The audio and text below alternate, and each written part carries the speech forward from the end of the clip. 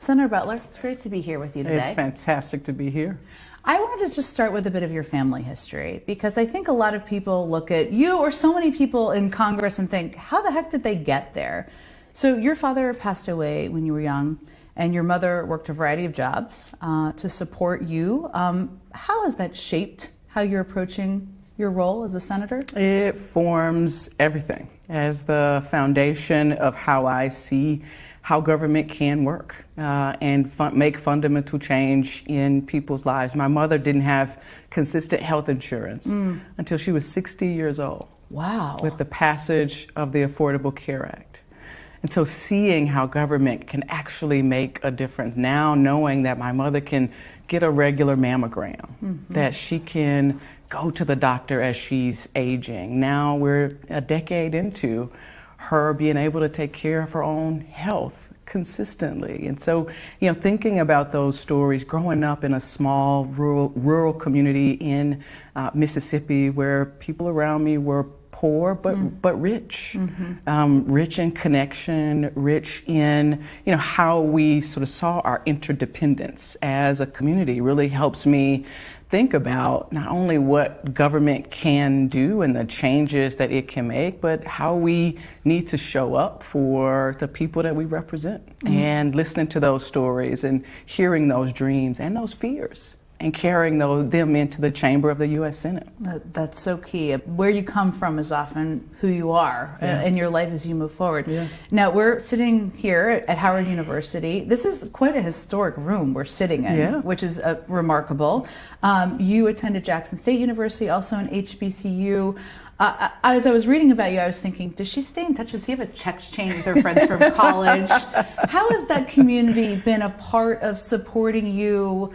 And how do you lean on them now as you're in such a public role? Yeah, one of the first letters that I got in the U.S. Senate was from my college professor, who said to me in his note, his name is Dr. Leslie McLemore. He went on to become an interim president at Jackson State University. He was the mayor in Jackson, Mississippi, a councilman. He now is one of the first and only black councilmen in his small town, Walls, Mississippi. And he sent me a handwritten note when I came into the Senate. And he says, "You'll probably never read this. But I want you to know how proud of you we are."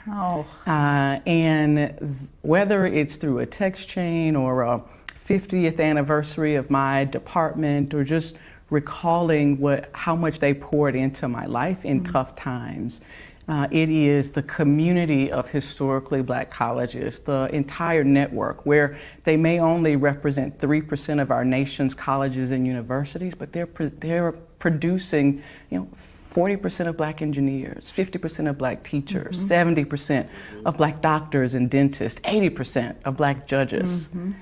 And the only woman and first black person to serve as vice president of our country. It's remarkable. So it is an incredible network that I rely on that really helps to shape and ground, again, how I choose to show up in the world and as a U.S. Senator. No pressure to the Howard University students. Who knows who's walking around the campus right now? And we're also sitting here, February is, of course, Black History Month. You're the only female black senator in the Senate right now, which feels like a lot of weight on your shoulders. You don't look like you're have a lot of weight, but how do you carry that? Because a lot of people look to you, and you're a role model. You're someone that people are looking to represent their interests, their experience, even their lives. I think about being the only black woman in the United States Senate today, and I think about the words of Lena Horne, who said, "It's not how heavy the burden, but how you carry it." And so how I choose to carry it is with the same dignity and pride and elegance and determination that my mother taught me, that my professors at Jackson State taught me, that the women in my community each and every day, but most importantly, my 9-year-old little girl. It is what she expects, and that even when we are faced with hard things, we show up, and we show up with confidence, and we walk knowing that we belong wherever we are. I love that. I love that that's the perspective you have. What does your 9-year-old daughter think of the fact that you're in the Senate? Does she think it's funny? Does she think it's cool? What's her thought? It varies from day to day. Today, this morning, actually, as I was getting her ready to go to school, as my wife is traveling and in Ohio, so it was just the two of us and the dog in the house. And this morning, she cared. This morning, it was, oh, Mama, you should pass a law because somebody's driving really fast on our street. Oh, I love it. But when it first happened, I gave her the If you were given the opportunity to pass a law, let me know in the comments what law would you pass. choice of coming to my swearing in and coming to the Senate chamber. And she had the opportunity to go camping by herself without adults for the first time. And she said, no, thank you. I said, well, the vice president will be there. She said, well, tell her I said hi. Tell her I say hi. I do love that. I do love that. Now, there's only been 3 Black women who have been in the Senate in history. Our country's been around a long time. This is kind of, it's a startling small number. Sure. What are the biggest barriers, do you think? To actually achieving, to getting to the United States Senate for Black women and women of color? Look, I think, Honestly, I think only 3 Black women, that needs to change. Let me know your thoughts. There's the work that I did at Emily's List really helped to illuminate some key barriers that I think on the outside you don't know exist on the natural. When you look at an incredible public servant like Stacey Abrams or Val Demings in Florida, or Chief Justice Sherry Beasley in North Carolina, 3 incredible public servants, leaders who were willing to put themselves out there to be evaluated and judged and interrogated, but willing to serve, raising enormous amounts of money. But all of them fell short of becoming governor or even achieving the level of United States Senate. And so there remains barriers around I think the perception of Black women and their leadership. There remains barriers in terms of the stereotypes that are applied to Black women.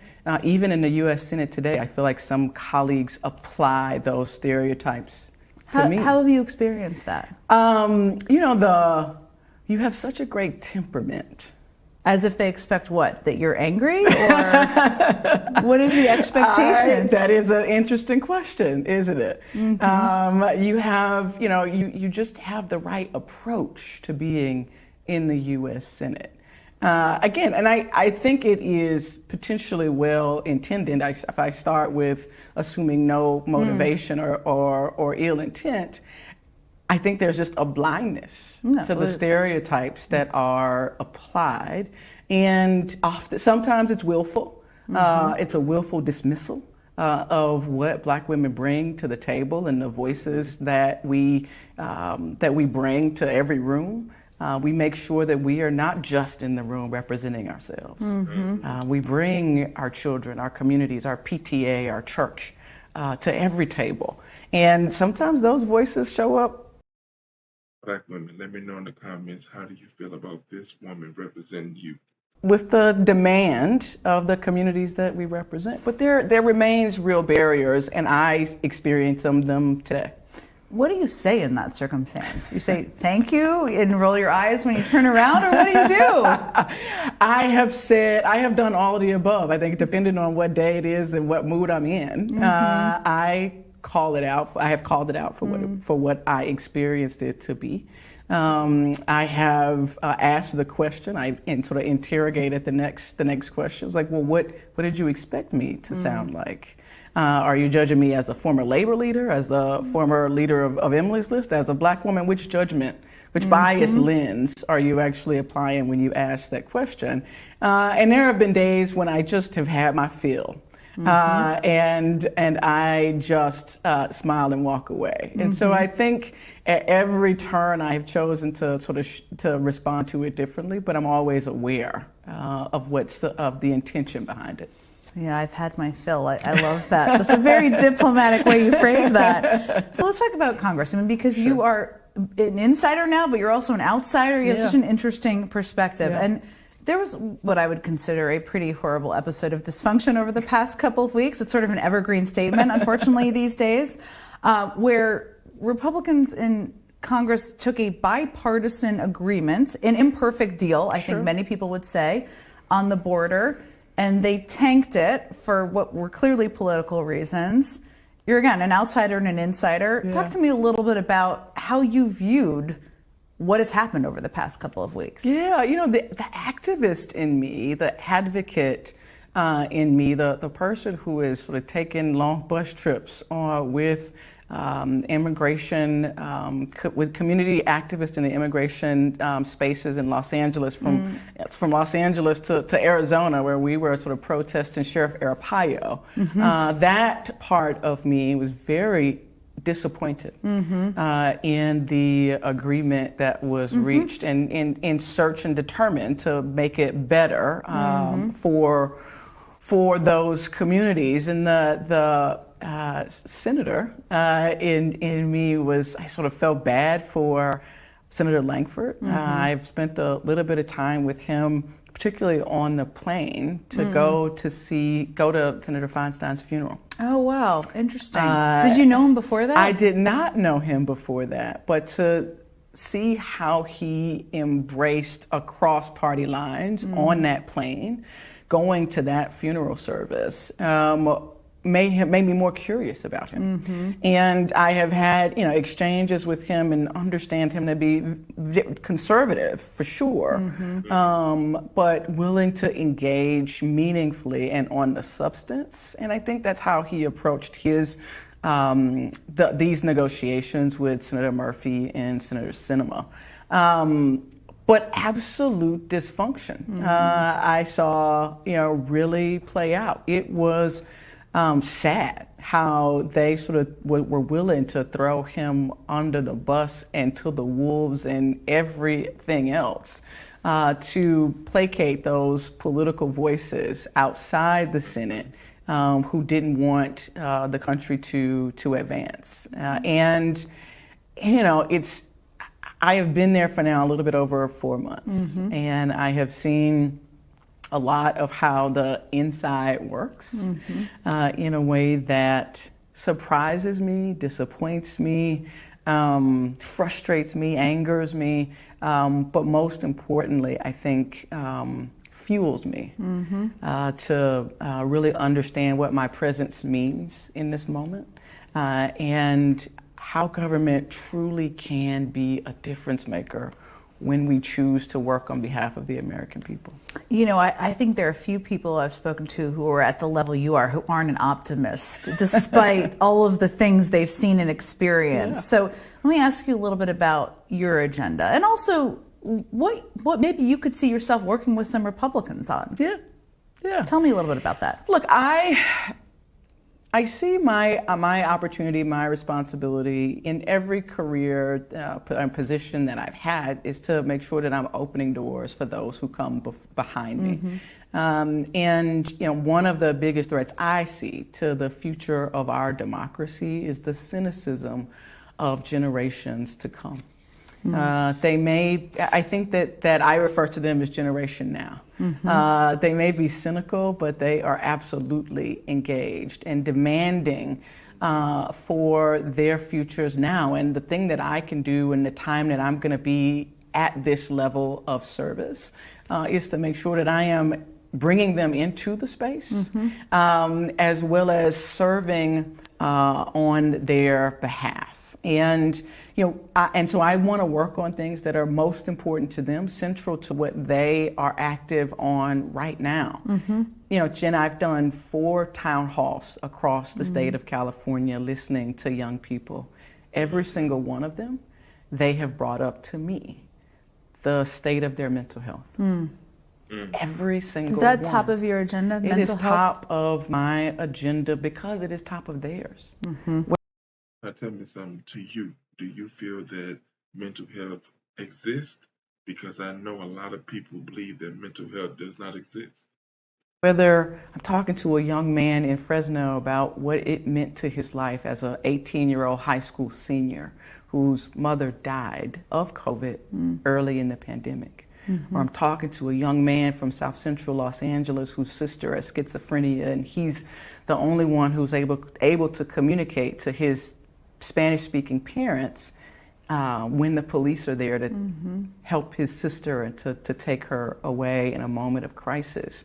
There is Elmo's simple question on Twitter, or X, has I think brought to the forefront that the mental stability and confidence that we have, our mental health is really in crisis. And if we are going to turn this gift of a democracy over to future generations, we've got to make sure that they have the resources that they need to really believe that this government can work for them and to be able to do it themselves. It feels like, and again, I'm an optimist too, I guess, but there should be receptivity to working on mental health issues and funding. Have you found that receptivity? I assume from Democrats, but have you found it from any Republicans that you've traveled with or been talking to in the hallways? Yeah, I think I have, and my team and I are working to make sure that as we begin to introduce pieces of legislation to address issues of youth mental health, that we are building those bridges. I remember an early conversation that I had with Senator Katie Britt from Alabama.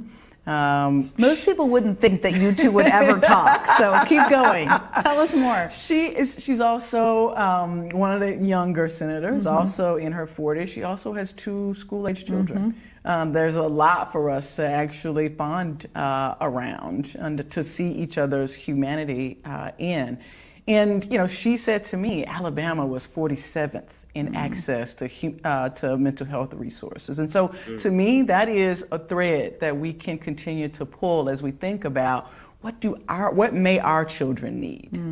What may the children of Alabama and California have in common as it relates to the traumas that they're trying to manage and the resources and support that they need to thrive? And there's probably not a lot of other things that Senator Britt or Senator Blackburn and I may agree on, or Senator Graham. He and I had Coke Zero together in his office, talking about our work on the Judiciary Committee, but finding things like holding social media platforms accountable for their behavior and how our children are sort of falling into the scrolling traps of social media and the addictive algorithms. But you might not believe that Senator Graham and I could have that conversation, but we did, and I think there's some real work that we'll be able to do there. I've been actually very interested in your thoughts on this because as a mother, I have 2 little kids. My daughter's a little bit younger than yours. She's 8. I watched that and I saw people agreeing on the need for greater accountability, and I thought, well, this seems like a no-brainer. Yeah. But then I also saw that there were a number of groups, and groups that I have a great deal of respect for, groups that represented LGBTQ plus youth and others who had concerns about the legislation, that it would, in their view, push back on kind of the ability of young people to have access to different ranges of information or different viewpoints. How do you see all of that? Look, I think those groups were rightly concerned when you see legislation introduced in state legislatures across the country, giving attorneys general the authority to sort of be determinative about what people have access about what people have access to. Those are genuine concerns. And I applaud Senator Blumenthal for doing the work to make amendments to the legislation so that those groups can come on. And I am now proud to support this latest version of the Kids Online Safety Act because he listened. He adjusted, he amended, and he's advancing that legislation with Senator Blackburn. And so to me, it is one of the better examples of how both Democrats and Republicans, those in the advocacy community, can appreciate the different roles that we play in informing the policies that get shaped and hopefully passed as government attempts to move good things forward to protect our children and to advance communications in which everyone can participate. Let me ask you about something that there isn't as much agreement on, which is, of course, abortion rights. And you come to this with an extensive background as an advocate, as a leader. there's always this debate within the Democratic Party. You've seen this about whether it should be the number one issue, the number three issue. There was, of course, a special election in New York where there was money spent on ads, but it wasn't spent as much, there wasn't as much time spent by the candidate. Yeah. How do you see abortion as a kind of the driving issue, an issue? How do you see it in this election? I think I see it the same way as the American people see it. It is what we have seen in the rolling back of Roe is an attack on our fundamental freedoms. And while there are a number of things that are important and top of mind, what the American people have over and over again demonstrated is that they will not tolerate an attack on those fundamental freedoms. Yes, the economy is important, and I want a candidate who's going to have a plan and a vision for how we, as President Biden has said, grow the economy from the bottom up and the middle out. I want to hear from a candidate who is going to talk about our education system, but most importantly, I want to know that the candidate that I am casting my ballot for is going to protect my fundamental freedom and ensure that the next generation is just as free as I am. And whether we're talking about Ohio. Now, when it comes to abortion rights, me as a man, I'm not going to voice an opinion on that. But I will let you decide whether you want to talk about it in the comments or not. Or Kansas or New York or Montana, California or Vermont, every single opportunity that the American voters have had to have a voice on the issue of reproductive freedom, they have chosen freedom. That is so true, and I also think the states should decide. It's just we don't have time to dive into that, but we will another time. So let's talk about young voters, because you have done so much outreach and engagement just with your past, and you've talked about this a lot. And we've seen maybe a disappointment in what the choices are, maybe a lack of enthusiasm, interest at this point in time. There could be a range of reasons for that. Sure. What do you think? Is abortion rights, could that be a driver of youth turnout? What are the other ways that, if you were advising the Biden team and others running, you would tell them, focus on this, talk about this, use these platforms? Yeah.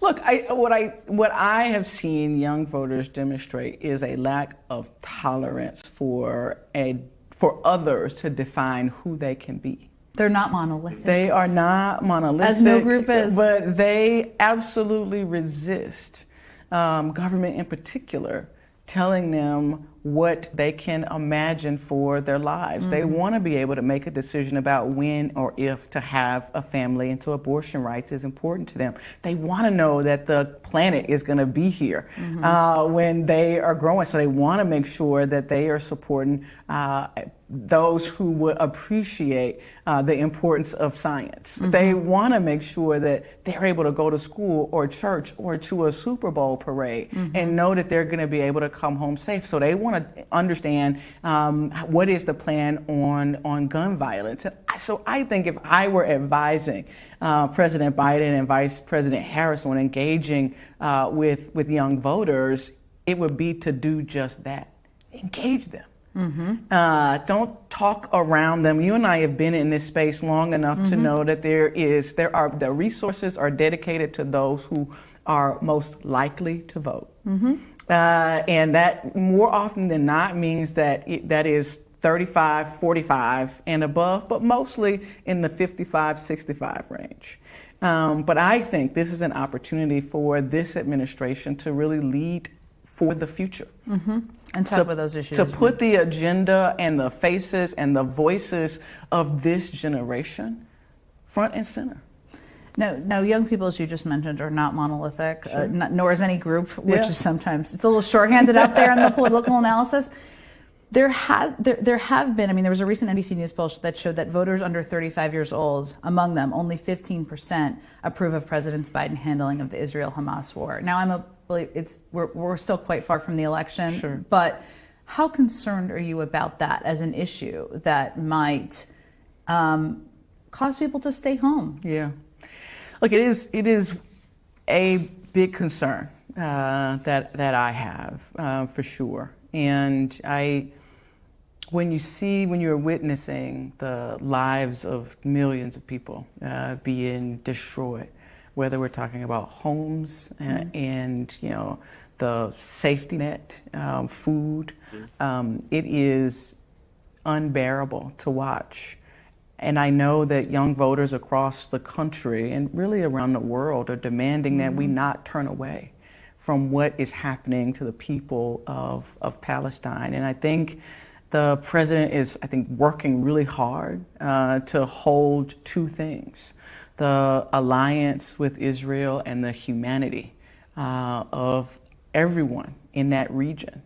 And sometimes holding two things at the same time is difficult to balance. And when you're not in it, it's hard to really see that and appreciate that, the lives of the people of Israel and Jewish Americans across the country have been fundamentally changed on October 7th.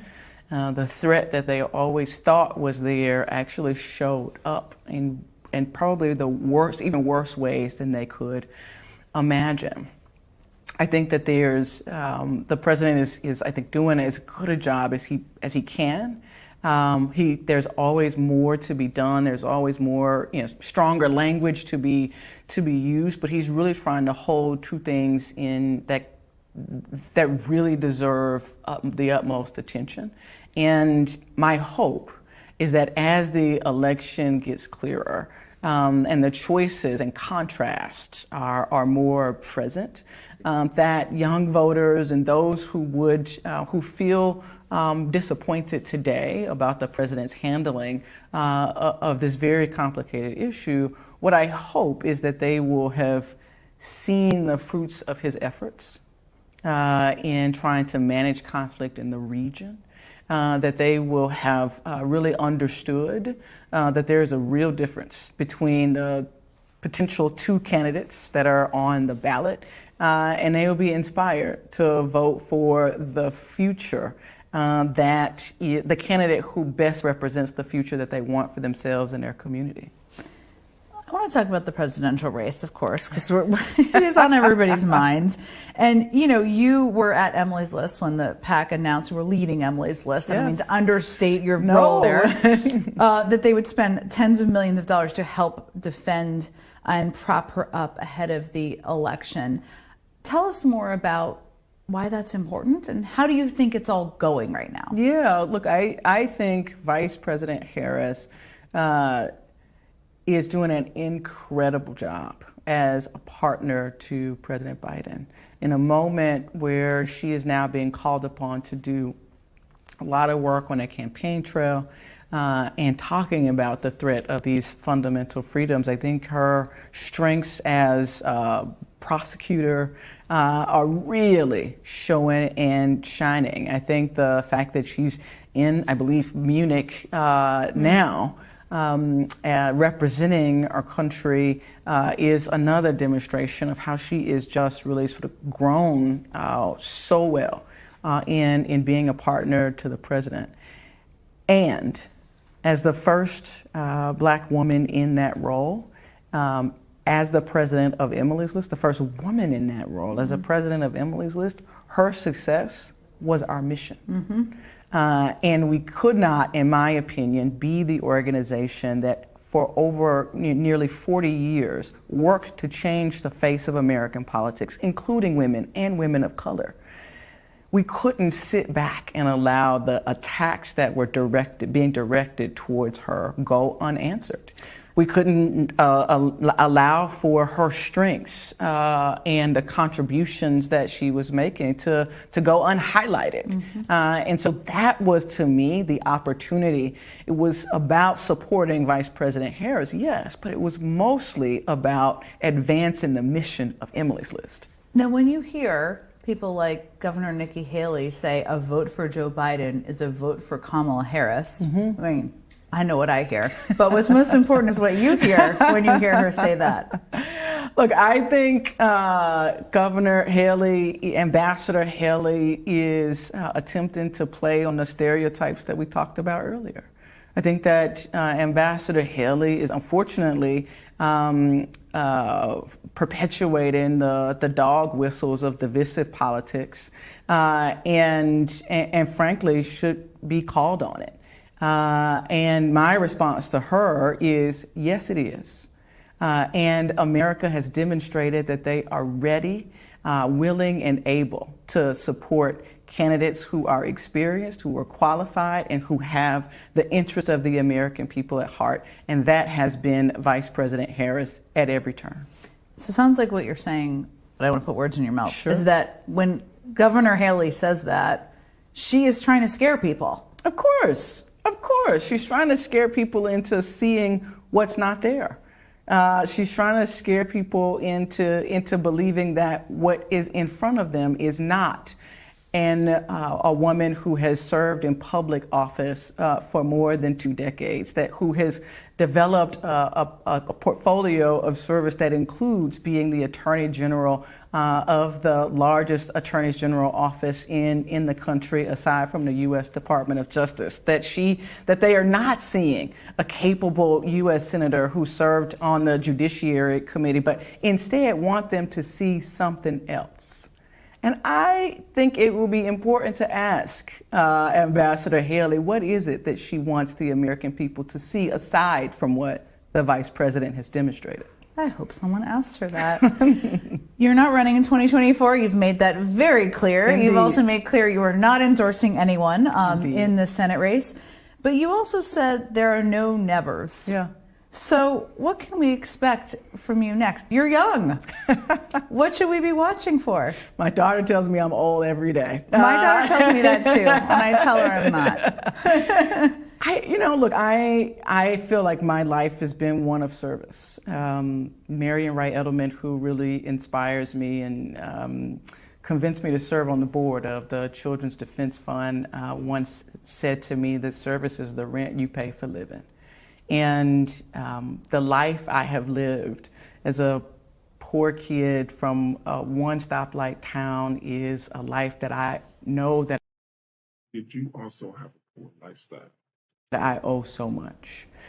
And so service will always be a part of what I want to do and how I want to show up in the world. What exactly that looks like, I'm open to.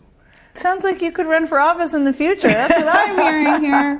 I tell my daughter, I literally say to my daughter, never say never, honey. Never say never. Never say never. It is not a door that I have closed. It was never one that I thought would be opened for me.